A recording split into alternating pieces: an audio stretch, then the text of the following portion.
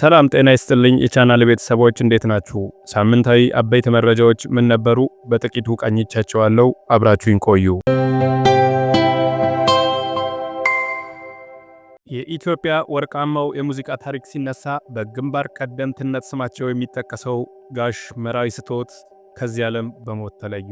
የአምባሰሉ ንጉሥ ጋሽ መራዊ ውልደትና እድገታቸው ወሎ አምባሰል ልዩ ስሙ ዶቃ ሲሆን የሙዚቃ ሕይወታቸው የሚጀምረው በ1942 ጎንደሬው ገብረ ማርያም የተሰኘ ቲያትር የሙዚቃ ትርኢት ፋንፌር ባንድ ደሴ ለማቅረብ በሄደበት ወቅት ነበር።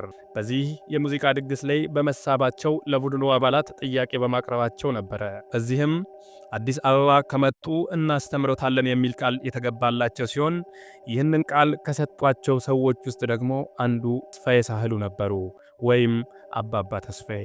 የጃንሆይ 25ኛ ዓመት ኢዮቤልዩ ምክንያት በማድረግ የአሁኑ የብሔራዊ ቲያትር በቀድሞ አጠራሩ ቀዳማዊ ኃይለ ሥላሴ ቲያትር ቤት ሲቋቋም ከተመረጡት 13 ሙዚቀኞች አንዱ የነበሩት ጋሽ መራዊ ስጦት የሙዚቃ ክፍሉን ለ30 ዓመታት በአመራርነት አገልግለዋል። ኦል ብላክ ፒፕል ሚውዚክ ፌስቲቫልን ጨምሮ በናይጄሪያ፣ ኢጅፕት፣ ሱዳን፣ ቻይና፣ ራሽያ፣ አሜሪካ ሀገራቸውን ወክለው ተሳትፈዋል። ሌላኛው አነጋጋሪ ጉዳይ የነበረው የኦሮምኛ ሙዚቃ አቀንቃኙ አርቲስት አንዱዓለም ጎሳ ባለቤት ሞዴል ቀነኒ አዱኛ ሞት ነበር። ሞዴሏ ቀነኒ አዱኛ ለሚኩራ ከሚገኘው የጋራ መኖሪያ ውዳሴ ህንፃ ወድቃ ሞዴሏ በሐረርጌ ዞን ለቡ ወረዳ ሚጫታ ከተማ ተወልዳ ያደገች ሲሆን በትምህርቷም ብርቱ ስለነበረች ከአርባ ምንጭ ዩኒቨርሲቲ በውሃ ምህንድስና ተመርቃለች።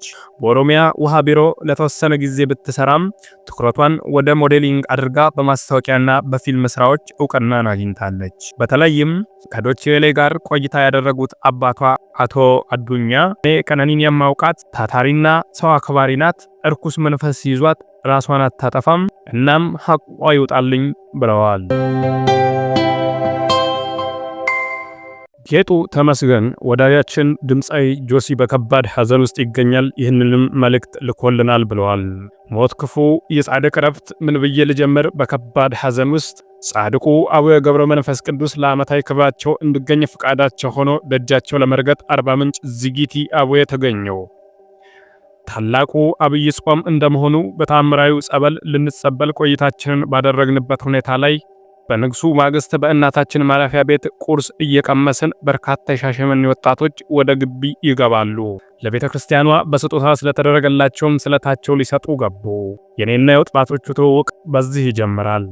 በመሃል የማህበሩ ሙሴ ወጣት መለሰ ጫካ ጆሲን ስለማናገኘው ፎቶና ቪዲዮ እንነሳ ታሪካዊ ቀን ነው ብሎ ሐሳቡን ሲያቀርብ እኔም ከተቀመጥኩበት ተስፈንጥሬ ተነሳው። በእምነት ጥንካሬያቸው ቀናው፣ ኮራውባቸው፣ ደስም አለኝ።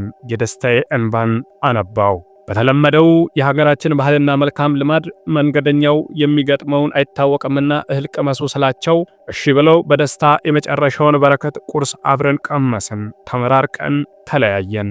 ከጠዋቱ 3 ሰዓት ከአጸደ ግቢው ወደ መኪናቸው ጉዞ ጀመሩ።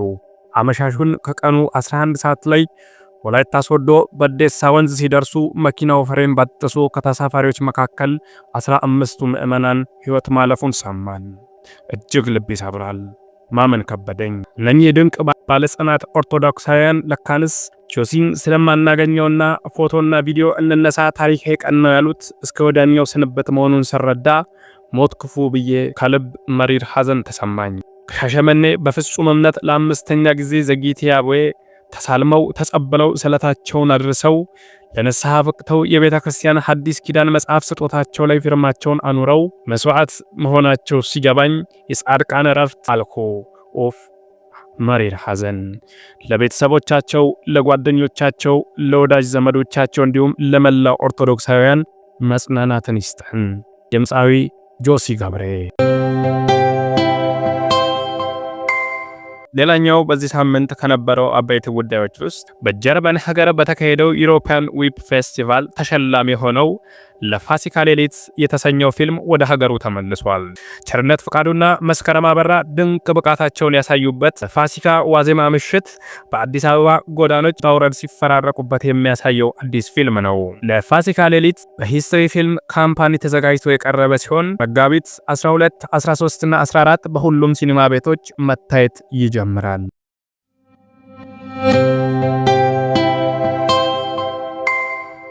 ከውጭ ሌላኛው አስገራሚ የነበረው በዚህ ሳምንት ከሰማናቸው ዜናዎች ውስጥ ራሽያ አስገራሚ የሚባለውንና በፍጹም ሊታሰብ የማይቻለው የተባለለትን ኦፕሬሽን ፖታክ የተሰኘው ኦፕሬሽን አካሂዳለች። ኩርስክ የተገኙት የዩክሬንን ወታደሮችንም ላይ ጥቃት አድርሳለች። ለአውሮፓውያን ነዳጅን ለማድረስ ታስቦ ከራሽያ ተነስቶ በኩርስክ ዩክሬንን የሚያቋርጠው የነዳጅ ማስተላለፊያ ዩክሬን እንዲቋረጥ አድርገው ነበር። ነገር ግን ይህንን ፓይፕ 800 ወታደሮችን በአስቸጋሪ የጋዝ ሽታ እና ከባድ ጊዜያትን በመቋቋም በዚህ ፓይፕ ውስጥ ጉዞ አድርገው የዩክሬንን ወታደሮች ላይ ከበባ በመፈጸም ከባድ ጉዳት አድርሳባቸዋለች። ድንቅ የተባለለት ኦፕሬሽን አካሄዳለች። ኦፕሬሽን ፖታክ። የሳምንቱ አበይት ክንውኖች የተመለከትናቸው ይህንን ይመስሉ ነበረ።